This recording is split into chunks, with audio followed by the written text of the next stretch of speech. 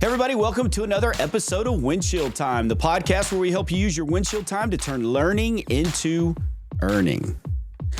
Windshield Time is brought to you by Service Excellence. I am Chris Elmore, your host, and this episode is another one of just me. And today we're going to be talking about presenting options from the top down. Stay tuned.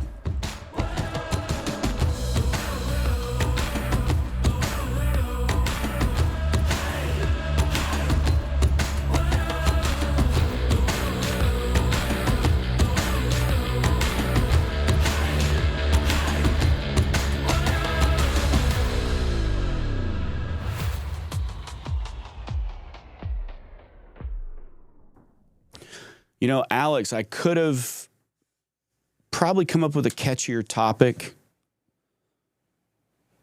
title, you know?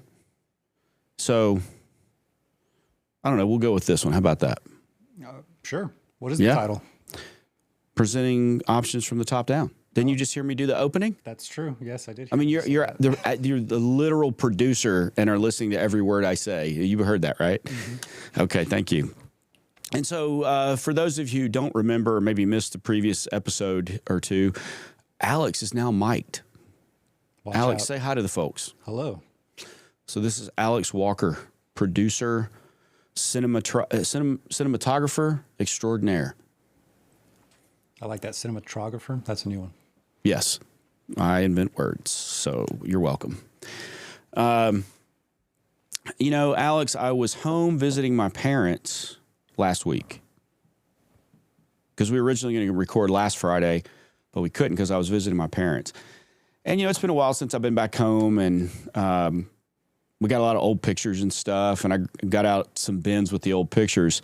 And Alex, I got to show you this picture I found. Let me see where it's at. Here it goes. So I'm just going to hold it up for the camera. Well, I thought I was. Let me go here. Let me see if I can find this picture for you, because it's epic. I was found a picture of my fifth birthday, and I won't tell you. Well, I guess I'll have to tell you when that was. 1976. Now, I know the vast majority of you listening to this were not born yet, right? But remember, principles of in-home sales and service haven't changed, even if I'm older than you. So, just for fun, here we go. Alex, are you ready for this? I'll just hold up my iPad. Can you see that? It just swiped away. Of course it did. How about that? It's a pretty sweet bike. Nice handlebars. Yes. That is an AMF Spirit of 76 special edition, because America turned 200 years old 2 days after I turned 5 years old. You're welcome. So, that's a sweet bike. And yes, if you're wondering, I did take it over some sweet jumps. Do you understand that reference, Alex? Is that Evel Knievel? Heavy sigh. Napoleon Dynamite. Well, I should have known that one. That's a sledgehammer. You ever take it over any sweet jumps? I didn't have a sledgehammer. I had the Spirit of 76 special edition, but I did take it over some sweet jumps. Is the sledgehammer? As you do when you get a new bike when you're a kid, right? I did that. Of course you did. I didn't have a cool bike like that, but yeah. No, you didn't, but that's okay. So today I want to talk to you guys. It's just me. I want to talk to you guys about presenting options. We're going to talk a little bit about options and this, that, and the other thing. And there's plenty of theories on numbers of options. And I can tell you here at Service Excellence, we advocate that you do 4. But presenting options can be something that can get confusing, or it can be confusing. And so I want to be very specific about what we do, what we recommend, and why we recommend it. Of course, you're free to do what you want, but I'm going to talk to you about why we do what we do. And a lot of it comes from retail science and how people buy and just their biases and just accepted norms and those kind of things. And so let's talk about it for a second. So first of all, we got to lay the groundwork here. And I always like talking about the fun buy versus the forced buy. And I'm going to use Alex here because Alex would be, in our world, he'd be a typical consumer of our services. Now, he's worked for, done ad work and cinematography work for HVAC companies. So he knows a little bit. And Alex, I think you shot our original set of videos for Press Play, didn't you? That's correct. Yep. Okay. So Alex has been around us enough to pick up some things through osmosis, but he's still a typical consumer. So, Alex, the fun buy and the forced buy. What do you think a fun buy is? Something that you want. Yeah. It's like you were all excited about buying a phaser kit? Yeah, phaser prop, yeah. A phaser prop kit from a Cobra-headed phaser from Next Generation, right? Yeah, that's right. Okay, yes. And before you wonder, everybody, Alex is a mega Star Trek nerd. Mega. Like, is there a prefix bigger than mega? Ultra. How about that? He's an ultra Star Trek nerd. But that was a fun buy for you, right? It was. And I'm not going to, you don't have to share any money or anything like that. But was that something that you came across, or was that something you had planned to buy? It's just something I came across. Something you came across. So fun buys a lot of times are that. They're spontaneous, or they're a opportunistic thing. And so the thing about a fun buy is, though, Alex, how were your emotions when you were getting? Were you apprehensive at all, or what were your emotions? Definitely positive and apprehensive of the judgment I was going to get later when I the judgment you're getting. So we've made that come true. So you can forget that now. So positive. You were happy about it, right? Yes. Okay. And did you know the price before you saw that it was available, or did you just see that it was available and then you found out the price? I definitely saw it first and then found out. You thought it first. And in your mind, did you form a budget based on what you saw? Yeah, I mean, I probably gave myself a limit. Okay. And ultimately, did you spend more than your limit? Just a little bit, yeah. Yeah. Why? Because I wanted it. Because you wanted it. That's right. And so one of the things about a fun buy, think about yourself. Anything that you are into, that you buy, that's like, oh yeah, I'm super excited about it. For some people, maybe it's a new firearm. For some people, it's a car. Maybe for some people, it's some gaming system components or whatever. We all have our own fun buys, our unique fun buys. Some are very, very, very, very niche, like Alex, I would say that one is. But that also tends to be something about fun buys, is that they can get very specific. But here's something else that's common about a fun buy is you decide you want to get something and you set a budget in your head. Most of the time we spend more. And what we're doing is we're fueling it with our positive emotions. And then once we've gotten it and somebody goes, wow, you spent a lot on that. It's, yeah, but this and yeah, but this, you start to justify it with logic. And that's a universal truth. People buy on emotion and justify it with logic. And remember, that emotion can be positive or negative. Okay?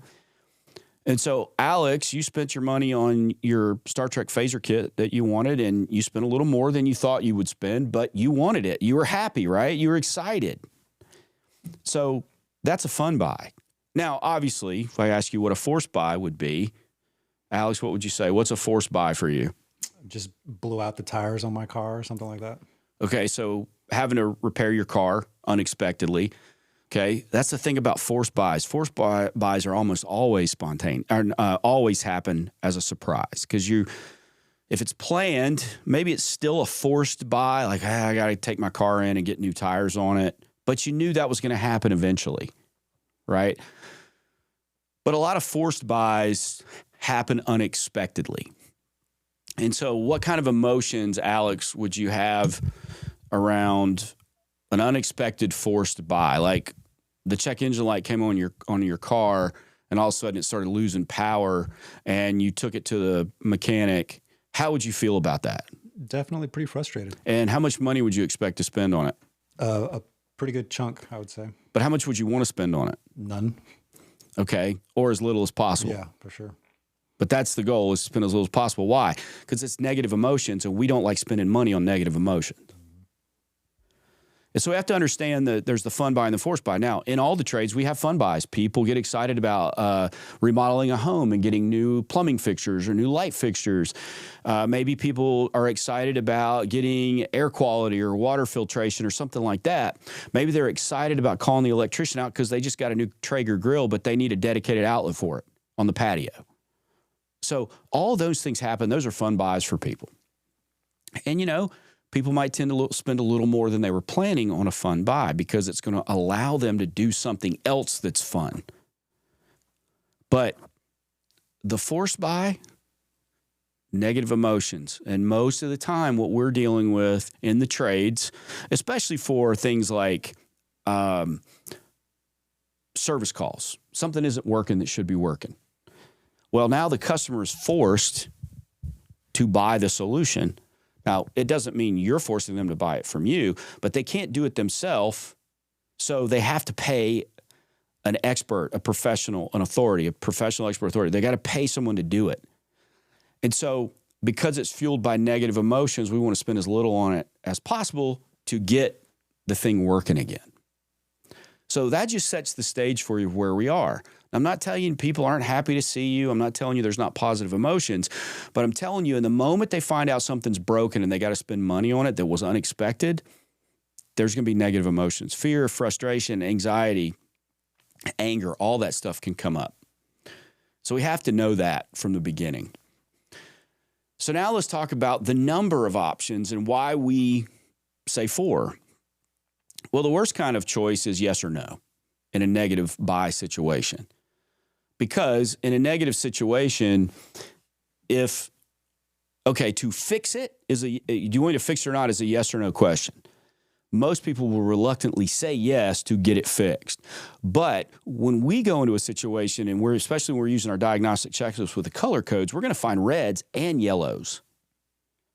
So in a negative forced buy situation, I'm going to say yes to the fix.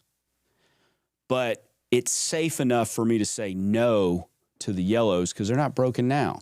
And so if there's only one choice, like for instance, you say we got to fix it and you got to replace this, and that, these are yellows and I recommend those, that it's easy to say no to those if we only have one choice.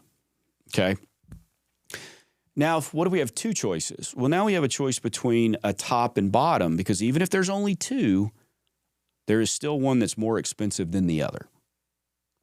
And so there is a psychological pull there that this is where the moment when you have one option, price bias is there. And price bias, just to remind you, is when it's all of the experience people have with money or the lack of money or the excess of money or how their parents were, or where they grew up with money. All that informs price biases. It's like my grandfather, we called him Dead Ed. Dead Ed was like, you don't buy that. It's just more stuff, extras. It's just more stuff to break, right? And this here is just as good as that, but just more stuff to break. And so he avoided that. Some people might come from, you always get 3 estimates. That's a price bias. Some people may judge you by the way you look and decide how much money you make. That's a price bias. Some people might be what we call cheapskates because maybe they grew up in a household where there was no extra money, so that's just what you did. You made sure every cent was accounted for. Those are price biases. They're not necessarily good or bad. They just are. People have them, and you have to be aware of that. So when we have one, there is a price bias because, what does someone consider expensive? And that's easy enough to do is in a group of people. I've done this many times with groups is what would you consider expensive to spend on a vacation? What would you consider expensive to spend on a dinner for you and your spouse? And you can see that in the range of pricing that would come, the range of prices that would come from that. So price bias is always at work. So if there's one, that's the price bias you're dealing with. When you have 2 options, then you start getting into buying biases and how people buy things and the way they make decisions. My grandfather, you never bought the most expensive one because it was always in there, something in there you didn't need. That was his buying bias. That was part of price bias, buying bias, is that that's just what he thought. So a lot of people are like that. If you have two things, there's a cheap one and an expensive one. You never buy the expensive one. So I'm going to stick with the cheap one because that's the safest option in a negative situation. If that is the only way I've decided, and there's nobody presenting or persuading me to do anything else. So then we go, oh, well, I'll offer 3 then. So there's not a top, there's one in the middle. Well, when you offer 3, it's better than offering 2 or 1. But what happens is you still deal with, okay, I got the most expensive one, so I can't buy that one maybe. And then I got the other 2, and again, negative situation, we're still funneled in okay, now we have a choice of 2. I'm still going to be funneled to the least expensive one. Doesn't mean that the person's always going to buy the cheapest. That's not what I'm saying. What I'm saying is these forces are at work, and we don't know what they are from person to person because everybody's different. So if I offer 3, I have the bottom one, the top one, and the one in the middle. And the thinking would be, well, you can't choose. Most people would probably buy somewhere in the middle. That's in a neutral situation. But let's apply it to a fun buy. A fun buy says, here's the 3 options. Well, I know I don't want the bottom one because I don't get any accessories. I don't get any upgrades or anything like that. This is fun, and I want this to be as fun as possible. My emotions are telling me, man, this is awesome. Let's make it as awesome as possible. So then maybe I had a budget in mind, and my middle one falls right in the budget, but the top one isn't that much more. And then you start with the positive emotion. Now we start logical justification based on positive emotions. So that might push me to the top. Negative situation, negative buy, negative emotions are causing me to spend as little as possible in the absence of any outside influence. So then I'm more drawn to the bottom one. In the case of 4, we still have top and bottom, but now we have 2 in the middle. And the chances of buying one of the 2 in the middle goes up dramatically in a neutral situation if you have 4. Because you can satisfy the person who thinks you never buy the top one because it's got stuff you don't need. You can satisfy even those on the other extreme, which is like, I never buy the cheapest because it's always going to break or it's not going to be the full solution. So now there's a choice of 2 in the middle. But I've already been able to eliminate one or the other, top or bottom, so now I can be in the middle. In a neutral situation, that's great. In a fun buy, you're going to be more in the top 2. In a negative buy, you're going to be more in the bottom 2. So that's just laying the groundwork of the reasoning that I have on 4 options. But when we talk about options, when we talk about 4, most people default to, okay, I'm going to show the customer all 4 options and let them choose. So, sure, you can do that. But again, we're in a negative buy situation. So negative emotions could be driving decisions that aren't the best. And that's what we have to consider. You know, you go back a few podcasts ago, I said the technician's job is 5 parts. The third one is to help the customer figure out how to get the best thing done for them, their house, and their home and their system at that moment in time, which means you have to handle objections. You have to present information in a persuasive way. Doesn't mean you manipulate and trick them into doing anything. It just means you're talking to someone in a negative buy situation a lot of times. And I always like to look at, I've got 2 kids, Caleb and Hannah. Caleb will be 31, Hannah will be 29. I got 2 beautiful grandsons. And when they come to the house, they got to brush their teeth. And what we do to get them to brush their teeth, my kids when they were young, the same thing. If you got kids, you do the same thing now. To get your kids to brush their teeth, you don't hand them a plain white toothbrush and baking soda toothpaste. Right, Alex? No. Right, you don't. So if Alex was my kid, I'd have to get Alex the Transformers or the Paw Patrol or the Dora the Explorer or the Bluey toothbrush with bubblegum or cherry or some flavored toothpaste in the same type. It's going to be decorated. The tube of toothpaste is going to be decorated the same as the toothbrush, and there's going to be a little cup with the same on the cup. Like right now, my grandson Jude's coming. We've got Hot Wheels. So we got a Hot Wheels cup, we got a Hot Wheels toothbrush, and a Hot Wheels toothpaste for him. Now, are we doing that to fool him? Yeah, I guess you could go negative with it that way. But no, what we're doing is we're trying to make it easy for him to make the right choice. We're trying to engage him in that solution of brushing his teeth. So it's more pleasant if he uses bubblegum flavored toothpaste that comes in a Hot Wheels cup with a Hot Wheels toothpaste comes in a Hot Wheels tube with a Hot Wheels cup and a Hot Wheels toothbrush. It makes it easier for him to make that decision to brush his teeth. What we need to do is present things in a way that makes it easier for the customer to do the right thing, because the kid brushing his teeth doesn't really want to brush his teeth. I wouldn't want to if it was a plain white toothbrush and baking soda toothpaste. Why would I want to do that? That's too much like a medical procedure at that point, a dental procedure. No, I want it to taste good. I want it to be fun, right? Because there could be some negative emotions to brushing teeth. I'm going to have to stop playing with my trains, or I'm going to have to get off my video game. I'm going to do whatever to go brush my teeth, and I don't feel like doing that.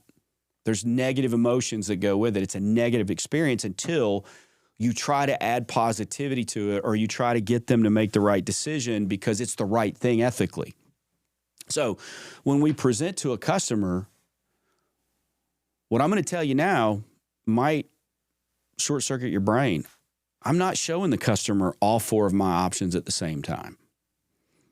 The reason I'm not is because I don't care if I put the lowest option on the left and move up as I go to the right, or I put the highest one on the left and move down as I go to the right. If I show the customer all four options with pricing, their eyes in this situation are going to go to the lowest price. Does that make sense to you, Alex? Yeah. Is that what you would do? Yeah, I'd say so. Now, that doesn't mean Alex, because he would look at the lowest price, is going to pick the lowest price. Doesn't mean that. But it does mean he's starting there. And so I need Alex to clearly understand. I need that customer to clearly understand the options, because I need them to clearly understand what needs to be done and the consequences of not doing it. My grandson, I need to make sure he understands. He's not going to understand the technical reasons he has to brush his teeth. So what I have to do is present that message of it's important to brush your teeth, because, what I know is he's going to get cavities, or his teeth are going to be discolored, or whatever. And that's not going to be a long-term healthy thing to be. It's going to cost him more in the long run for dental work. He's not going to look great. He's going to maybe have issues with his appearance if his teeth are yellow or whatever. If he's got and it's painful, to have all these cavities and dental work and all this kind of stuff. I can't talk to a 3-year-old like that. We have no common frame of reference. Now, I'm not suggesting your customer is a 3-year-old that won't understand what you're saying, but also, if they don't clean the blower wheel's heavy, it's out of balance, it's going to make the motor work harder, might be a little out of balance. It means it's going to run hotter, which means that's going to go sooner. If they don't let you clean all the cotton wood out of their condenser coil, whatever. If they're dealing with high water pressure and they need a PRV, you need to tell them that. Whatever it may be. If they're overloading circuits and they need a device refresh on their electrical system, you need to tell them that, but you can't tell them the technical reasons why, because they won't understand. They don't have the same frame of reference. So what you do is you present it in a way that makes it easier for them to understand and make a better choice. And so you give them the Hot Wheels toothpaste with the Hot Wheels toothbrush and the Hot Wheels cup. And how do we do that? We present a certain way. We use a diagnostic checklist, red, yellow, green. We understand the prescription pyramid. We understand how to fab, features, advantage, benefits. What is it? What does it do? Why do my home or system need it? What is it going to save me in terms of time, money, and emotion? I'm fabbing it. I'm using maps. Okay. All these things we teach to how to present and speak the customer's language, disc profile. If you speak to a person in a language they understand, it goes to their head. If you speak to a person in their own language, it goes to their heart. That's why we present based on disc profile. That's why we study it and understand it. All these reasons are to get the customer to understand and clearly hear the message. It's delivered in a way they need to hear it, not to manipulate. We never leave anything out. We don't lie. We don't cheat. Our goal is to serve the client and recommend what's best for them, their home, and their system at that moment in time. You know what? We got to tell them how to fix it, what it's going to make it work the best, last the longest, be the safest, and be the most reliable, even if it means replacing a major component of the entire system. That may be in our recommendations and the options that we build. The reason we build 4 options before we talk to the customer is so we have them ready to go if we need them. Not because I'm going to go, here's all 4, which do you want? They are not qualified to choose without you. It's their home, it's their money. They have the right to choose whatever they want, and we will respect that. But as a professional expert authority, I am going to fight for my recommendation because I know inherently it's the best. The same way I am going to fight for my grandson to brush his teeth. So let's talk about options presentation. You presented your findings. You did a great job with that. Use all the techniques we teach to make sure the message gets through. Then you're going to make your professional recommendation, which is whatever is going to fix it, make it work the best, last the longest, be the safest, and be the most reliable, even if it means replacing a major component of the entire system. You're going to do that. That's the top option. Then you're going to move down. In options, if you're using a diagnostic checklist, obviously red items go in all 4. Yellow items come in three categories, if you will. You have yellow items that are components that are failing, that haven't failed yet. You have yellow items that are maintenance items. Something needs to be cleaned, adjusted, whatever.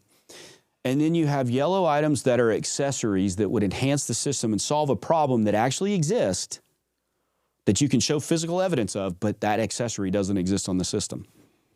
Could be indoor air quality. It could be water filtration. It could be AFCI or GFCI, something like that. It could be convenience items for, like wall outlets that include USB-C for charging, things like that.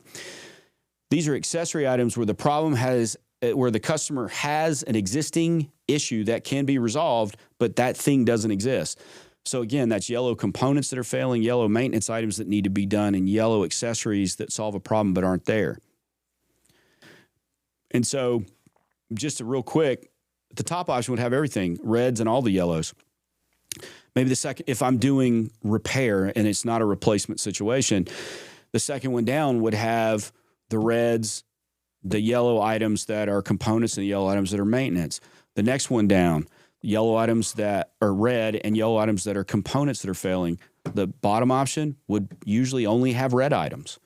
Now, depending on if there's a replacement situation in here, those yellow items slide up and down in your options. But when we go to present, we're only presenting one, the top one. Then, if the customer objects, again, we leap, listen, empathize, ask questions, problem solve only if there's a condition. And if we do that, and there's no magic number, it's not present the top option. If you leap twice and they don't do it, go to the next one. You may leap once and go to the next one. There's no magic formula on that. But you present your top option, you fight for it, you help them figure out how to get done the best solution for them, their home, or their system at that moment. If that top one is not it, then we show the next one. Or if our top option is replace, we review replacement, and then we review the top repair option, so there can be that repair versus replace conversation. And we only move down if we need to. We never show all 4 at the same time, unless we get to the end and we need to show all 4, because we've already talked about all 4 of them. Well, let me give you an analogy here. If I show Alex 4 and he goes to the bottom and he anchors on that bottom price, because it's the lowest one. He's on the option 4, the Band-Aid. He anchors on that. Let me give you an analogy. So, Alex, I'll use you, which you're used to, right? Yeah. Okay. So, Alex, let's say you're driving your late model Volkswagen. What is that car? Passat. A Passat. You're driving your late model Volkswagen Passat. And you got the fuel light on, but you're like, I can make it. And there's a gas station, and this gas station is perched halfway up this hill or halfway down, depending on your perspective. Okay. And you think you can make it, but your car starts sputtering, crap, I'm not going to make it. Would you rather that happen at the top of the hill above the gas station or at the bottom of the hill below the gas station? Definitely above, for sure. Why would you want it to happen above?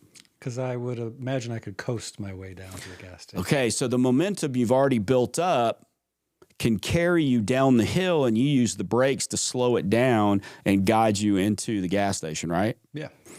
What if it runs out at the bottom of the hill? And the gas station's above me? And back gas station's above you. Well, then I can't use that momentum to my advantage. Yeah, your momentum is gone because you don't have enough energy to push up the hill or just coast up the hill. So that means you have to get out and push your car. Chances are you can't push it up the hill, or if you do, it's going to exhaust you, or you're going to need somebody else's help to do it. So let's avoid that situation. So in our example, then that means you start at the top and work your way down because you've built up all this momentum of trust and value as a professional expert authority. You've got that momentum behind you. So let's go with what we consider our professional recommendation, which is what's going to fix it, make it work the best, last the longest, be the safest, be the most reliable, even if it means replacing a major component or the entire system. So let's start at the top, present that. If we get an objection, oh, that's too expensive, or I can't afford that, whatever it may be, then we leap, we listen, we empathize, we listen to understand, we empathize to validate their emotion, but not necessarily agree with their statement. Then we ask a question. And depending on the objection, depends on the question I would ask. And then if there's a condition there, we try to problem solve for it. Or if we leap and there's a smoke screen, and they give us the true, and then we have to do it again, and they give us a true condition, and we can't problem solve, then we move down. Same thing again, and so forth until we get to the bottom. And then if we need to, we can show them all together. But at least we started at the top of the hill.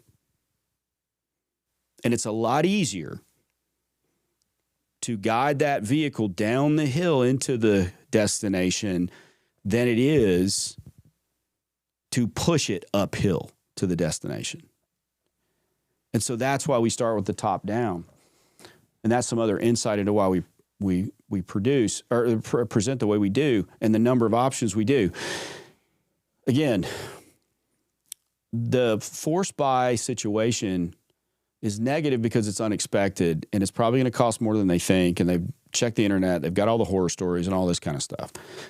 You have an opportunity to build up momentum and to reset expectations by the way you come into the home, which we talked about on the recent podcast. Everything we do before we present options, all that builds trust and value, which is the momentum you need in case you have to guide them down to the destination. And we don't want to lose that momentum by going, here's all four. Which one do you want to choose? They're not capable of choosing on their own. They have the right to, and you will respect their choice, but not without trying to persuade them to do the best thing for their home, their system, and themselves at that moment in time, which should align with the top option because that is what's going to fix it, make it work the best, last the longest, be the safest, be the most reliable, even if it means replacing a major component or the entire system.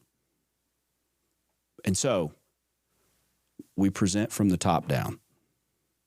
If you want to talk to me more about this, you can call me or text me 254-733-7109, or you can reach me at Elmore at serveextra.com. That's servextra.com. That's also our website. Go there, check out lots of free downloads and resources, upcoming workshops, episodes of this podcast. So please like and share the podcast. And at Service of Excellence, our goal and what we do is we help you turn learning into earning. Bye, everybody.